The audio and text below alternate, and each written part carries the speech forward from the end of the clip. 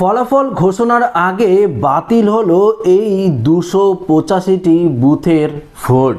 হ্যাঁ বন্ধুরা, আগামী 21শে মে আবারও হবে পুনর্নির্বাচন, এমনটাই জানিয়ে দিল নির্বাচন কমিশন।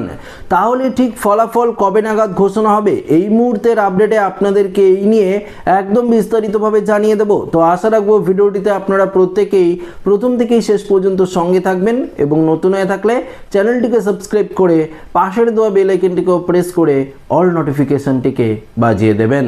তো বন্ধুরা, আমরা দেরি না করে সরাসরি মেন যে আপডেট রয়েছে সেই আপডেটে চলে যাব এবং দেখে নেব এই মুহূর্তে নির্বাচন কমিশনারের তরফ থেকেই বা কি ঘোষণা করা হয়েছে।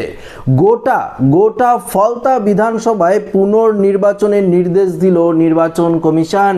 দেখুন, আপনাদেরকে পরিষ্কারভাবে জানিয়ে দিচ্ছি, দেখুন, প্রথম দফার নির্বাচন সুষ্ঠুভাবে হলেও দ্বিতীয় দফার নির্বাচনে দক্ষিণ 24 পরগনার ফলতা বিধানসভায় প্রচুর পরিমাণে কিন্তু গন্ডগোল ধরা পড়েছিল এবং এই নিয়ে অভিযোগ করেছিল তৃণমূল বিজেপি, উভয় পক্ষেই কিন্তু অভিযোগ করা হয়েছিল। তার জেরে গোটা ফলতা বিধানসভার 285টি বুথে আবারও পুনর্নির্বাচন করার নির্দেশ দিয়েছে নির্বাচন কমিশন।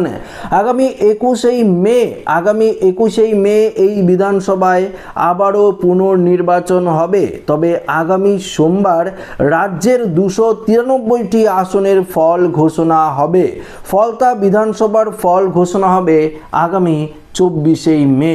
এবার বিষয়টা আপনাদেরকে পরিষ্কার জানিয়ে দিচ্ছি। দেখুন, আগামীকাল 4ই মে ভোটের ফলাফল ঘোষণার দিন, আপনারা প্রত্যেকেই জানেন। দেখুন, 294টি আসনের মধ্যে ফলতা বিধানসভা কিন্তু বাতিল হয়ে গেল। 293টি আসনের ফলাফল আগামীকাল প্রকাশিত হবে এবং ফলতা বিধানসভার ভোট আবারও হবে 21শে মে, যার ফলাফল ঘোষণা করা হবে 24শে মে।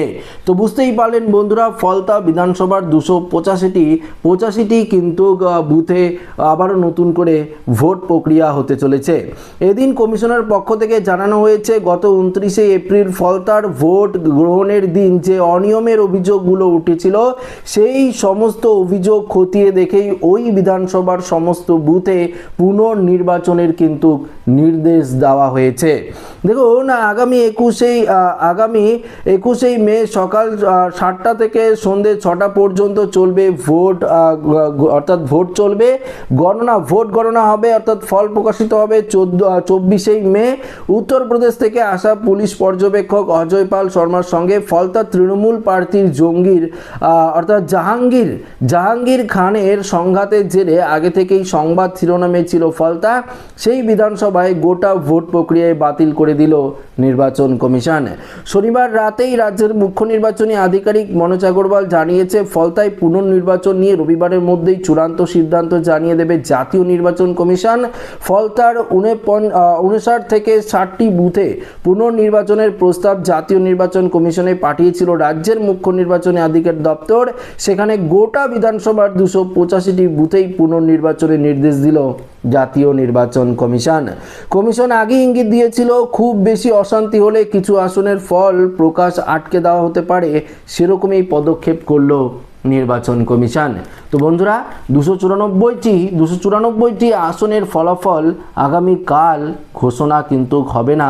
293টি আসনের ফলাফলই আপনারা জানতে পারবেন এবং একটি বিধানসভার যে ফলতা বিধানসভার যে 285টি বুথ রয়েছে সেখানে আবারও কিন্তু ভোট গ্রহণ চলবে 21শে মে এবং তার ফলাফল দেওয়া হবে 24শে মে। তো একটি বিধানসভার ভোট কিন্তু আটকে দেওয়া হয়েছে, কেননা সেখানে প্রচুর পরিমাণে সমস্যা তৈরি হয়েছিল।